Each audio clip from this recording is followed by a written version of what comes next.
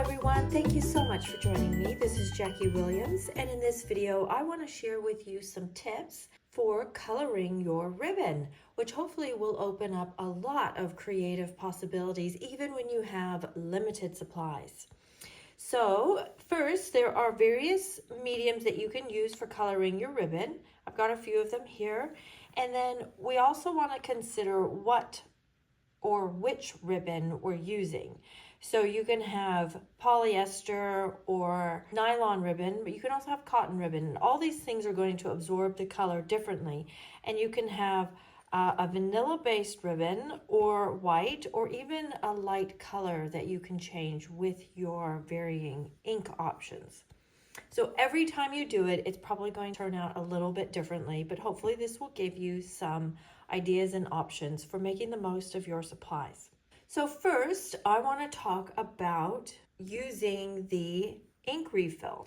I've made some little cuttings of each of those types of ribbons. So we're going to try it on the different types. On one bowl, I have a little bit of water, and on one bowl, I'm going to use isopropyl alcohol, and I have 70%. I don't know if it's going to be real different if you do 100% or not, but this is what I have.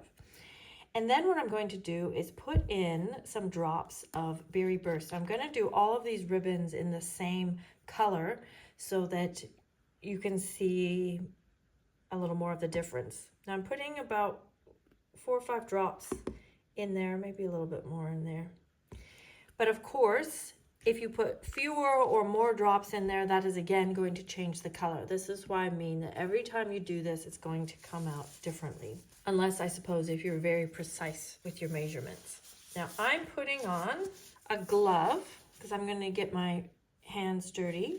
I have some green cuticles from not wearing a glove earlier. So I'm just going to give that a little bit of a stir. And I'll put one of each type of ribbon into each of the solutions. Okay, I've gotten a little plate ready, or you could use a little bit of baking paper or wax paper, just somewhere to put it to dry. I prefer to use something that's not too absorbent because that will take away some of your color. You can see already that it does give it a little bit of a different color between using alcohol and using the water. Okay, I'm going to set those aside to dry. And next, I'm going to take one of each of our ribbons. Another way that you can apply color is by using the markers. So this is less messy and probably a little more consistent because it's not dependent on that liquid to ink ratio to change the color. So we have our Stampin' Write markers, which are water-based. And of course, I can put on more or fewer layers to get different types of color. And then this one, you won't see it on the black areas. You only see this on the vanilla areas, which is kind of cool. And then our iridescent ribbon, which is a personal favorite. This colors up quite well. And then the other option is to use our markers, the Stampin' Blends, which are suspended in alcohol. So they dry a little quicker, and then of course the color will also be a little bit different. It also matters, of course, if you use the light part of the light pair of the markers or the dark one of the pair, or you could even mix the two. So let's put these on our plate.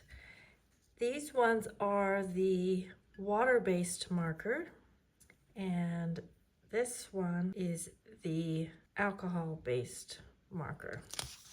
So even within the same color, we see quite a big variation of the end result in the colors. Now, another option you could do is just using your ink pad. You could open up your ink pad and press or run your ribbon right along the pad. Now, this I think is a reasonable option if you don't have some of the other options or maybe don't have that particular color. However, it is very messy, so you will want to wear some plastic gloves while you're doing that. Now, interesting, I noticed this before when I was doing some other things. The water-based with the ink refill, the color fades quite a bit, so you get just that hint of color. Whereas the one where I've got the ink refill suspended in isopropyl alcohol, the color seems more intense. So it just depends what kind of look you're going for or effect you're going for, and also just kind of how it turns out with that particular medium. Now I want to share with you some samples using this technique. So this is one using the Peaceful Evergreens bundle, and I've taken that iridescent ribbon and colored that with my Stampin' Blends using the boho blue color, which we don't have a boho blue ribbon at the moment. So this is a great way to purchase one roll of ribbon, and then you can use your ink refills and markers to get any color that you want. And for this one, I have used that thicker, more solid white ribbon, and I have colored that with a Stampin' Blend just to give me a little pop of color and texture there in the corner, because again, we don't currently have a Berry Burst ribbon, and I wanted to bring that color through. And for this sample, I wanted a garden green ribbon, and I did really like the sparkle thing. Is it's a Christmas card, and we don't have garden green Stampin' Blends, and I had quite a few to do, so you could use the marker if you're just doing one. But because I was doing this in bulk, I actually made a solution of isopropyl alcohol and the garden green ink refill, and then just dropped the whole roll of ribbon in there and let it dry to give me this nice shimmery green ribbon. And for this sample, we can't get it all under the camera, maybe if I turn it sideways here, I wanted a smoky slate ribbon. So I've used my Stampin' Blends just to create a smoky slate ribbon out of the white. And again, it's a very economical way to get the exact ribbon that you need to match your project. And for this sample, this was a fun one. I've used the Happy Hibiscus bundle, which is coming 5th of November, and I've used the Happy Hibiscus folder there for the white background. Hopefully you can see that texture there. And then they have these really great little frangipani dies in there, which I cut out of the Full of Life papers. These sorts of papers that have a kind of a watercolory random look to them are really great for die cutting. And these were just the right colors for a nice tropical card. So I've taken, again, that iridescent ribbon, and this time I've colored it with both the Melon Mambo and the Peach Pie markers to create a multicolored look to match in with my flowers and embellishments. So I hope that inspires you to get a little more use out of your ribbons. And I would encourage you to add that iridescent ribbon or any sheer ribbon or the white ribbons to your next order, along with any Stampin' Blends and ink refills and Stampin' Write markers that you might be missing in your collection. I've got a shopping link in the video description, and I've also put in the link for my blog post where I will let these dry, and then I'll take a photo comparing the differences once they're completely dry of the different options for coloring in your ribbons.